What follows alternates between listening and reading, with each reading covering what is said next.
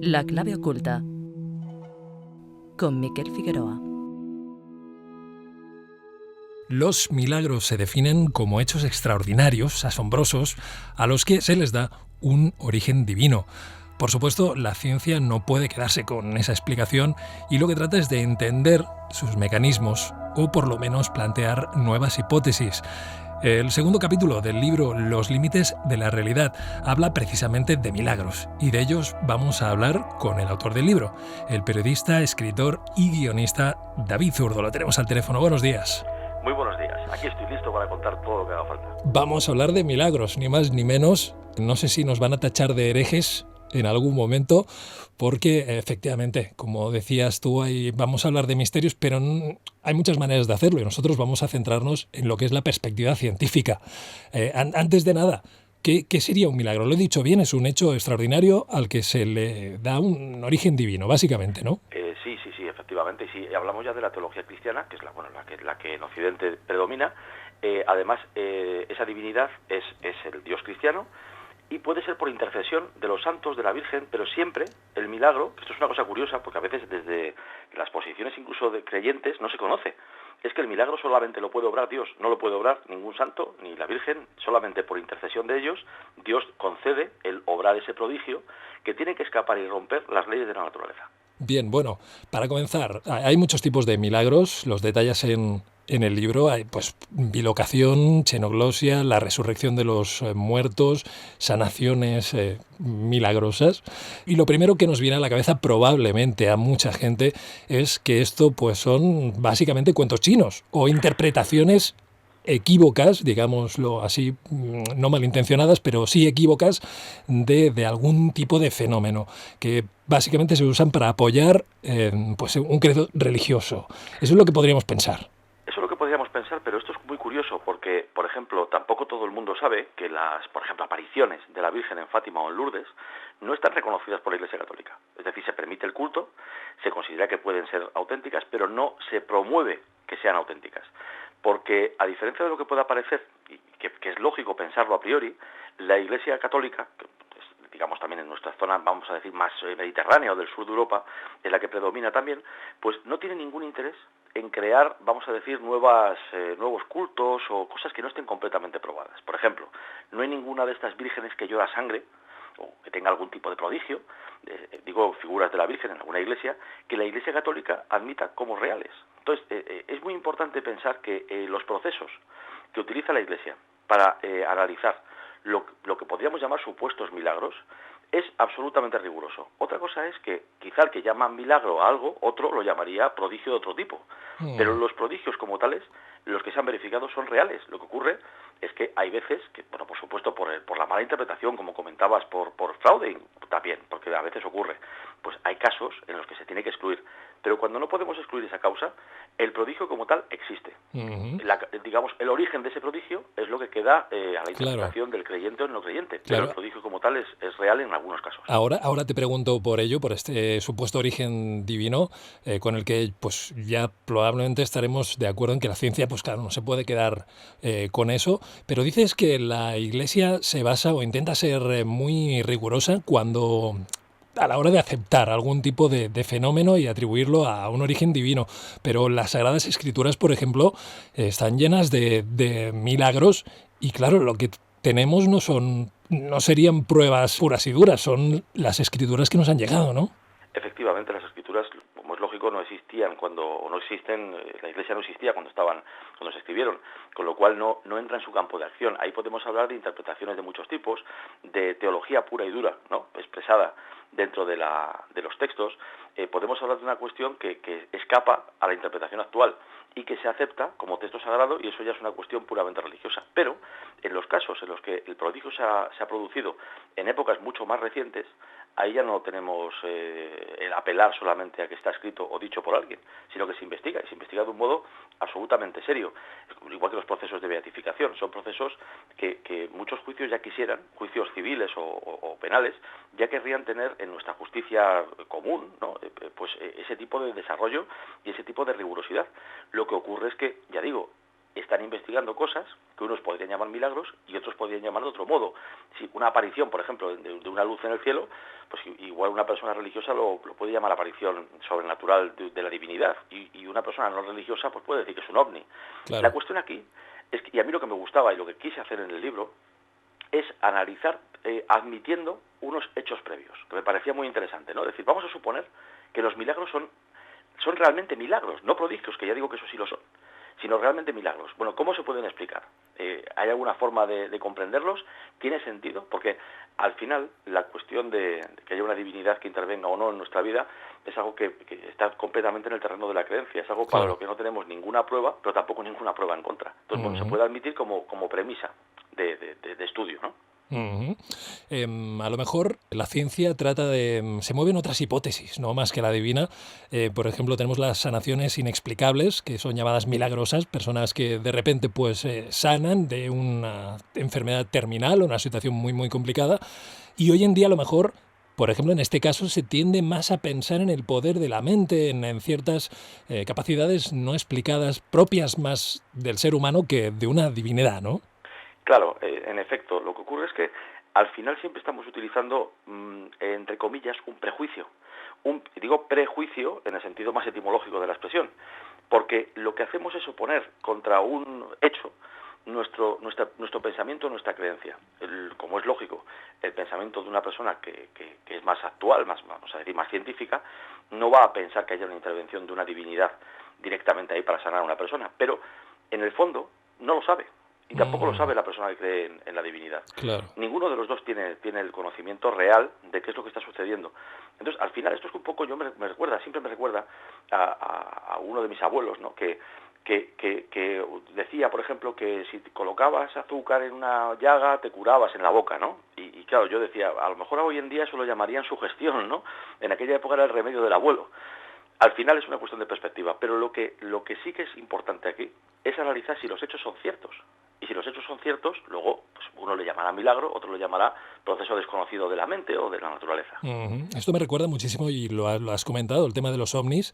En la Biblia tenemos encuentros con luminarias y con seres pues que se interpretan como, pues eso, parte de la divinidad o seres celestiales. Y hoy en día a lo mejor incluso hay quien diría que son seres extraterrestres. Por supuesto, eso no es más que cambiar la perspectiva y Sí. reinterpretar algo que, ya digo, se basa en un hecho. Vamos a admitir que el relato es auténtico, Claro. y admitiendo eso como premisa, podemos decir, bueno, es que dependiendo de nuestra perspectiva, es decir, del ojo del que mira en este caso, puede ser una aparición de la Virgen María, por ejemplo, o puede ser una aparición de un ser extraterrestre.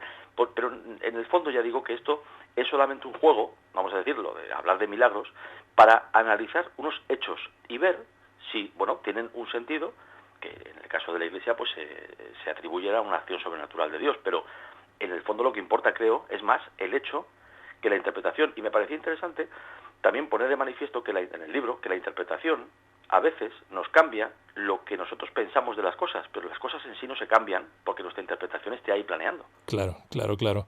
Bueno, hay un montón, como decía, de milagros diferentes, y vas un poco desgranando lo que hoy en día se puede estar planteando sobre ellos, y sabemos algo más. En general, queda claro que hechos asombrosos, entonces, sea cual sea la interpretación, están ocurriendo ahí.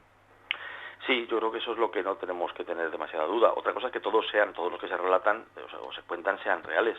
Eso por supuesto que no es así, porque entran en juego por lo menos tres cuestiones, ¿no? Que son la falsedad, por un lado, directa; por otro lado, la mala interpretación, la errónea interpretación; y en una tercera fase podría entrar incluso la alucinación o la cuestión relacionada con la alteración de la conciencia. Entonces, muchas de las cuestiones hay que separarlas. Entonces, cuando se investigan estos temas, ¿no? Y sobre todo, ya digo, que la Iglesia Católica lo hace, lo que utiliza es un método tan científico como el del científico más importante, solo que con la premisa de que ellos sí creen que hay una acción divina, o que pueda haberla, pero la investigación como tal es completamente científica. El Vaticano pues tiene todo tipo de sacerdotes, en este caso, que son investigadores, y en cualquier campo de la ciencia, ¿eh? Lo que pasa es que hay algunos que les interesan más o les interesan menos, pero todos están representados, y tienen personas que tienen una capacidad muy alta de realizar una investigación, porque además también tienen dinero, que es importante. A veces para poder investigar algo hay que tener medios económicos,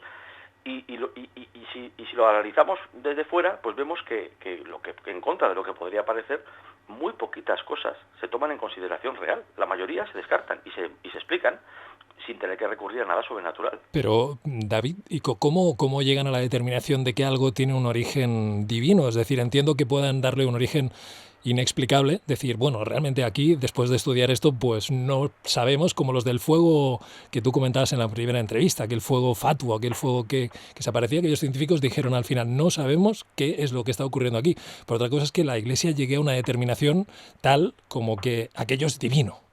Es que acabas de dar la clave ahora mismo tú mismo la has dado.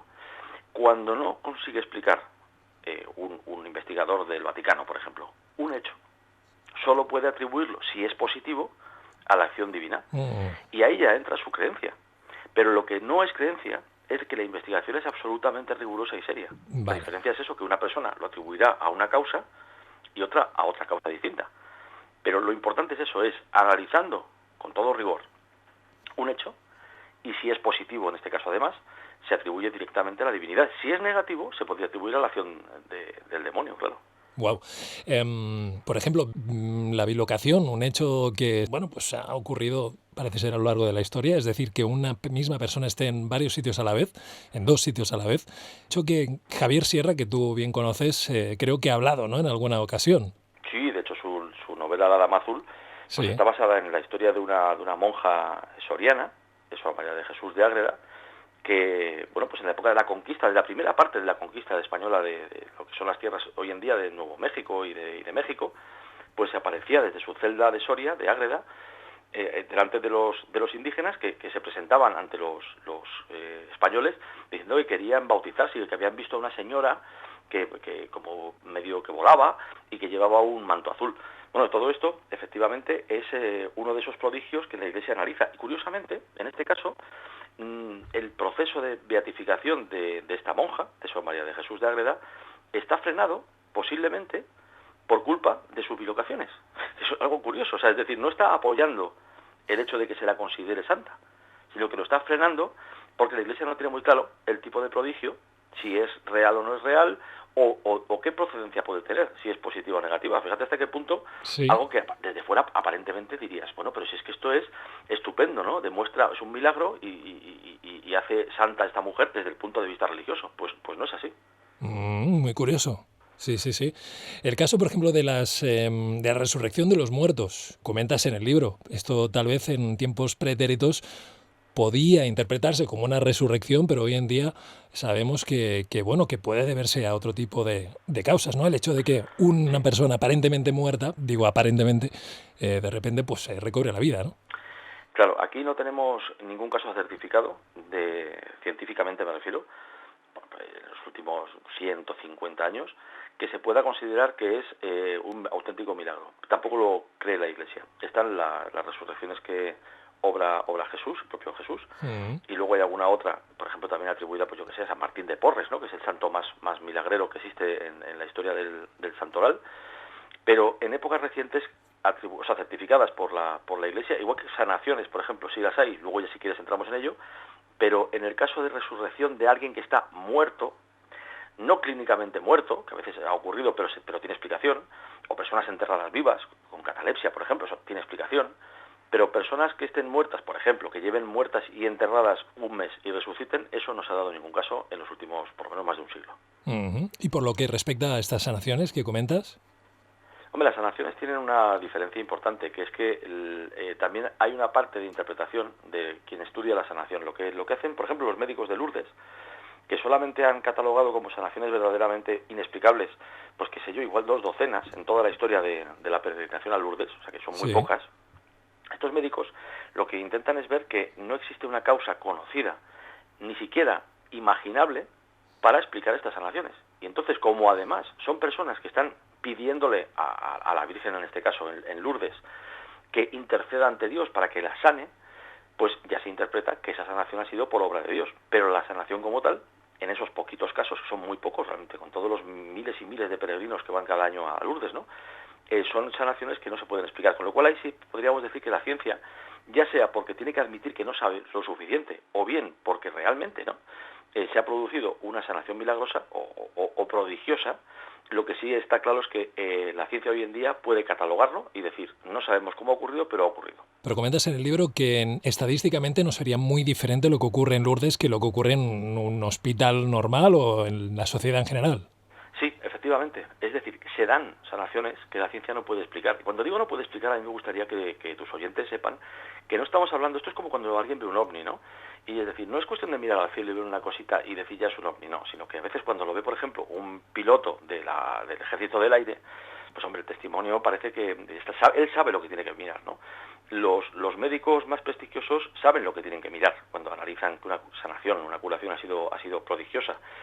Y es cierto que se dan. Ahora, igual de cierto es que en hospitales, en diferentes lugares que no tienen nada que ver con lo religioso, también se producen estas curaciones, llamémosles milagrosas, que a veces la persona se ha encomendado a un santo, a veces no. Es una persona atea o simplemente de otra religión y se producen así.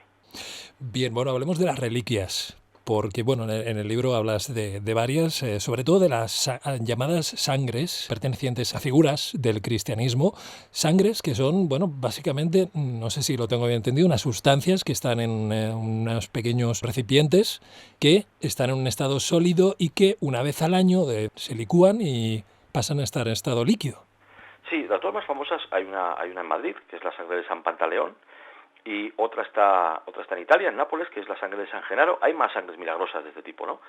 Pero son básicamente estas dos. La de San Pantaleón solamente se licúa una vez, en teoría, al año, la de San Genaro dos, y siempre se asocian con una cosa positiva, ¿no? Que la sangre que está en estado, vamos a decir, sólido o gelatinoso, o sea, que no se mueve, cuando se inclina la ampolla que la contiene, la sangre se ve que está cuajada. Cuando ocurre el proceso de la licuefacción, en esos días señalados, pues se pasa a estado líquido. En ese momento se considera que eso es algo positivo. Si no ocurre, se asocia con catástrofes. En el caso de la sangre de San Pantaleón, por ejemplo, pues no se licuó justo en el momento previo a la Guerra Civil. Ha habido otros casos, ¿no?, donde, ya digo, se han augurado desastres tremendos. Lo que ocurre con estas sangres es que existen fórmulas medievales, fórmulas que existían en aquella época en la que había industria de crear reliquias. Industria. Por ejemplo, claro, había una industria, pero además floreciente, que se vendía a todas partes, porque todas las iglesias necesitaban tener reliquias. Digo las iglesias, los pequeños templos de cualquier pueblo necesitaban tener en su altar o en otros lugares del templo unas reliquias de santos, porque eso le daba, pues, parte de la consagración. Bueno, pues en ese momento que había estas reliquias, que algunas eran tan imposibles, como por ejemplo el cráneo de San Juan Bautista niño, que es que esto se tiene y se está en España, y dices, vamos a ver, si San Juan Bautista murió de mayor, ¿cómo puede haber un cráneo de San Juan Bautista niño? Parece bueno, pues improbable. Esto existe, y es así de absurdo. Pero después, digamos, hay otra vertiente, ¿no?, que es la de bueno, pues esas fórmulas medievales que nos llevan a decir, se puede replicar. O sea, las sangres milagrosas como tales, yo no puedo negar que existan. Yo no sé si la sangre de San Pantaleón es realmente una sangre milagrosa. Lo que sí digo es que se puede explicar desde un punto de vista científico y ahí no habría ningún tipo de milagro. Vamos a por otra reliquia, esta la conoces especialmente bien, el lienzo de Turín, la llamada Sábana Santa, una de las reliquias cristianas más veneradas que aún da que hablar. Muestra una figura llena de detalles que corresponderían a los tormentos que las Escrituras dicen que Jesús de Nazaret sufrió en las últimas horas de vida, ¿no? Básicamente es así. Para mí, la Sábana Santa, que efectivamente has descrito, pues, de una manera sucinta y totalmente concreta a la vez, creo que es uno de los mayores enigmas, no religiosos, sino uno de los mayores enigmas que existen en nuestro mundo. Porque, claro, en dos palabras, para que veamos las incoherencias positivas en este caso, que aumentan el misterio que tiene la Sábana Santa. Imaginemos que en su momento se hizo una prueba de radiocarbono, que es controvertida, pero vamos a suponer que es auténtica, y situó en el tiempo la Sábana Santa entre 1260 y 1390. El carbono 14, ¿no?, como es conocido. Sí, la prueba del carbono 14, radiocarbono, que es los seres vivos tienen una cantidad de carbono, carbono 12, que es el normal, pero también una parte de carbono radioactivo, que es el 14. Sí. Entonces, a medida que el ser vivo está vivo, va reemplazando esa cantidad, con lo cual es constante. Pero cuando muere, se va reduciendo de un modo natural por desintegración. Y simplemente es tan fácil como medir con una escala qué proporción queda de carbono 14 en algo que estuvo vivo en algún momento, para saber qué datación tiene. O sea, no sirve para piedras, por ejemplo, y no sirve para objetos que tengan más de 5 o 6.000 años. El caso de la Sábana Santa, ya digo, se ubica en el tiempo en esa franja, ¿no?, de esos siglos, y vale, muy bien, admitamos que es absolutamente perfecta esa prueba en este caso. Ya digo que es controvertida, pero admitámoslo. Por favor, recuerda los siglos en la Edad Media, ¿verdad? Sí, porque es de 1260, ¿Sí? siglo XIII, a 1390, que sería siglo XIV. Vale.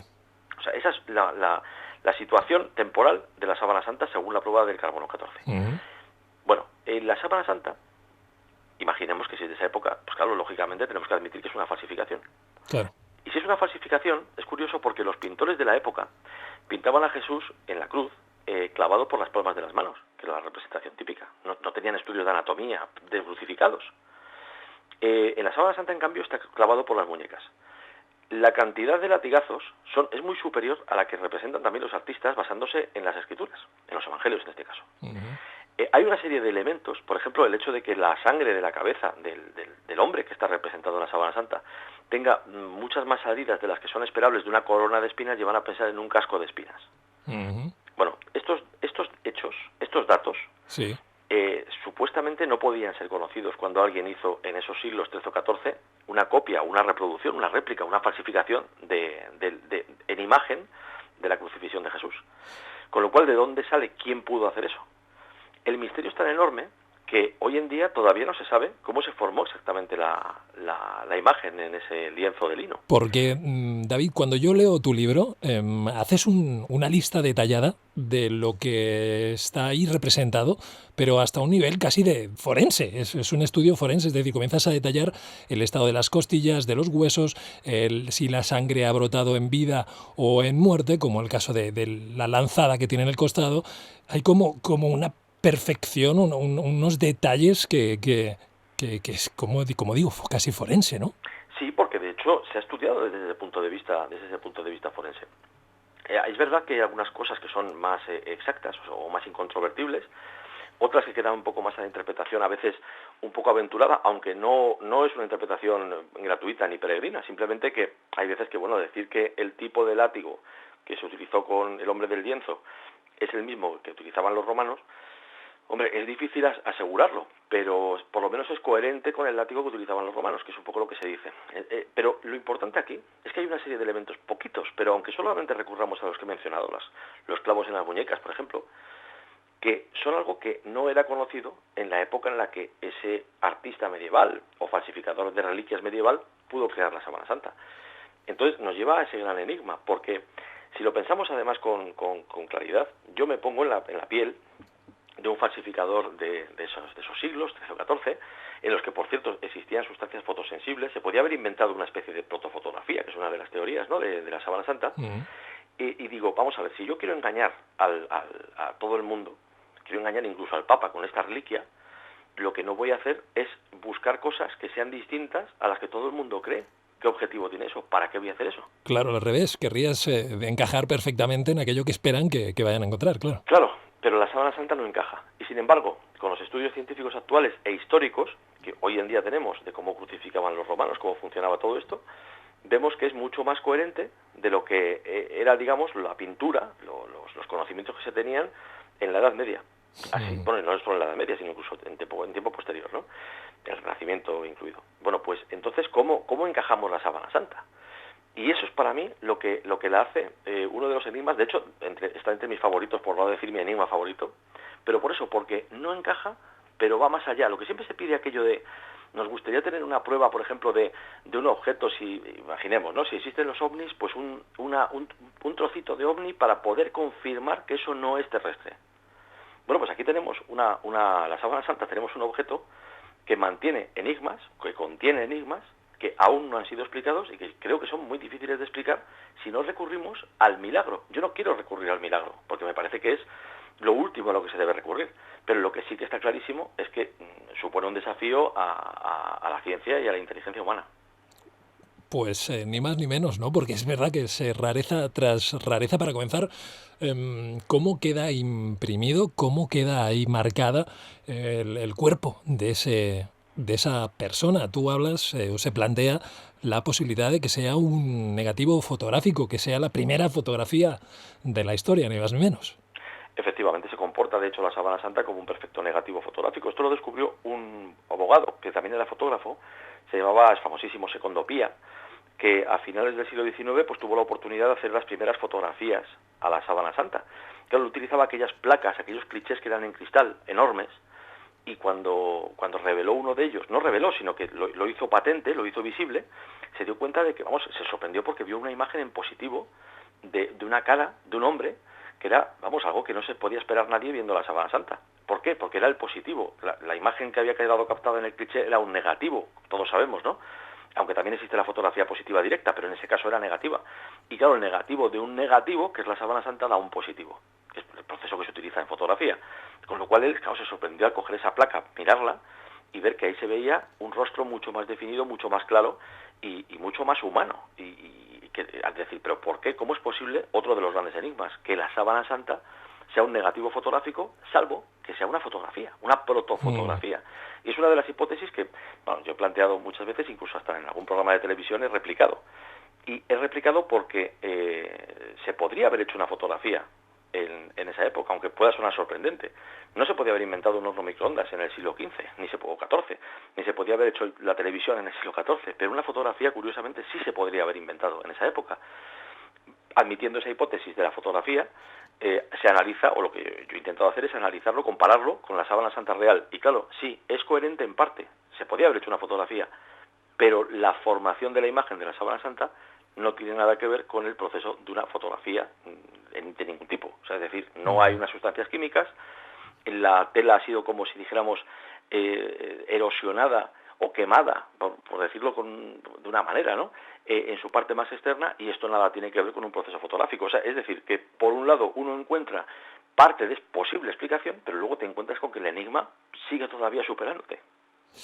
Decía yo que conocías bien este enigma de la sábana santa porque, bueno, no solo, como has dicho, lo reproducisteis en un programa en El Arca Secreta, dirigido por Javier Sierra, sino que también has hablado de ella en una novela, en Sindonem, donde, pues claro, supongo que uno puesto a hipotetizar y a plantearse quién sería capaz en la Edad Media de hacer un prodigio como aquel, pues se nos viene a la cabeza un nombre, ¿no? Claro, se me viene un nombre, yo creo que es el mismo que se me vino a mí en la cabeza cuando pensé en escribir la novela, creo que es Leonardo da Vinci. Claro. Leonardo da Vinci es un poco posterior, porque nace en 1450, pero, digo posterior a la datación de la sábana santa, pero claro, ¿quién dice que no utilizara él un lienzo antiguo? O sea, lo que podemos asegurar, digo, si la prueba del carbono 14, una vez más, es perfectamente clara y correcta, es que el lienzo no es anterior a 1260. Pero yo, por supuesto, en nuestra época, en el año 2017, puedo coger una tela por ejemplo, encontrada, por ejemplo, en una tumba egipcia. Con lo cual, lo que no podía haber hecho alguien es esa sábana santa en el año 1100, pero en el año 1500 sí. Bueno, pues Leonardo da Vinci conocía sustancias fotosensibles, conocía alquimistas, conocía el mundo árabe donde se utilizaban sustancias fotosensibles para decoración de casas, se impregnaban con una serie de sustancias ciertas zonas que cuando daba el sol se ennegrecían y eso pues les parecía muy bonito. O sea, se utilizaba solo para eso. Y otra cosa muy importante, claro, la cámara oscura. La cámara oscura es lo mismo que una cámara de fotos, lo que pasa que sin lente. Si tenemos todo ese conocimiento que Leonardo utilizaba en sus pinturas, la cámara oscura era, desde la época de Aristóteles es conocida, pero él la utilizó mucho en su pintura.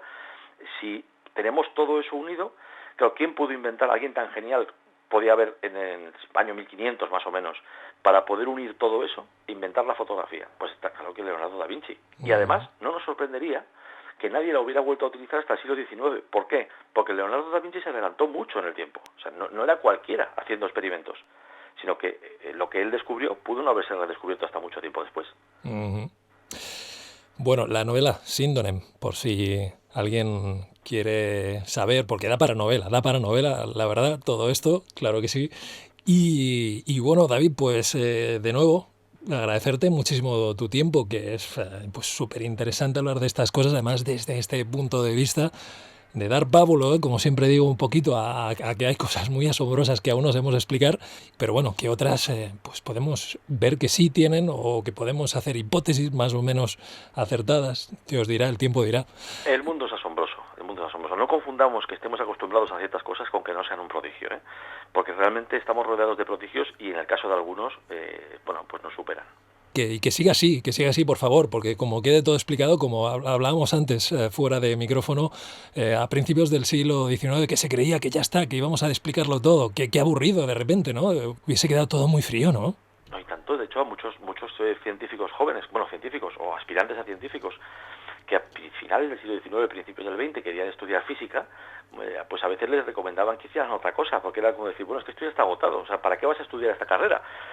Digo carrera universitaria, porque si ya se conoce todo, solo queda explicarlo y apurar un poquito más cada vez, ¿no?, la precisión de las observaciones, pero nada más. Claro, llegaron dos monstruos que son Planck y Einstein. Además, Einstein ganó el premio Nobel además por la explicación cuántica del efecto fotoeléctrico, o sea que ahí, aunque la física cuántica y la relatividad no cuadren, pero están unidas en ese sentido histórico. Bueno, pues esos dos grandes monstruos, Planck y Einstein, introducen la cuántica y la relatividad y claro, cambian totalmente el mundo. Hoy nadie cometería el error, ningún científico, de decir que está todo agotado, porque la historia nos enseña, además relativamente reciente, hace un siglo, que a veces creemos saber casi todo y prácticamente no sabemos casi nada. Bien, bueno, David, pues Los límites de la realidad se llama el libro. Hemos hablado del segundo capítulo, hemos hablado de milagros y pronto, te invito a que retomemos algún nuevo capítulo. Pues aquí estaremos. Muy bien, pues te mando un abrazo. Muchas gracias. Muchas gracias. La clave oculta. Síguenos en Facebook, Twitter y en el blog del programa laclaveoculta.blogspot.com.